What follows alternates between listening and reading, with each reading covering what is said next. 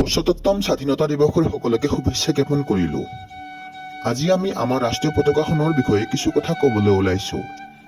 প্ৰথমে আমি ৰাষ্ট্ৰীয় পতাকাখনৰ ৰংকেইটাৰ অৰ্থ জানি লওঁ আহক। তাৰ আগতে আমি সৰুতে পঢ়ি অহা এটি কবিতা চাই লওঁ আহক। আমাৰ জাতীয় পতাকা, এই কবিতাটি আমি সৰুতে পঢ়িছিলোঁ আৰু এই কবিতাটোৰ পৰা আমি বহু নজনা কথা জানিব পাৰিছোঁ। আমাৰ ৰাষ্ট্ৰীয় পতাকাখনৰ ওপৰত গেৰুৱা, মাজত শুকুলা আৰু তলত শ্যামল অৰ্থাৎ সেউজীয়া ৰং থাকে আৰু বগাৰ মাজত এটি অশোক চক্ৰ থাকে আৰু চক্ৰটোত ২৪ডাল দণ্ড থাকে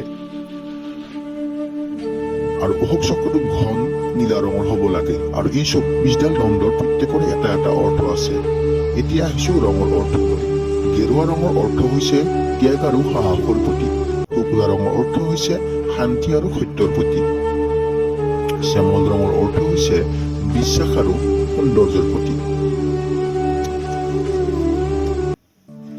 এইবাৰ আহিছোঁ অশোক চক্ৰটো আৰু তাৰ ২৪ডাল দণ্ডৰ অৰ্থলৈ। প্ৰত্যেকডাল দণ্ডৰে এটা এটা অৰ্থ আছে আৰু এই অৰ্থকেইটা মই ইয়াত সুন্দৰকৈ লিখি দিছোঁ, আপোনালোকে চাই লওক।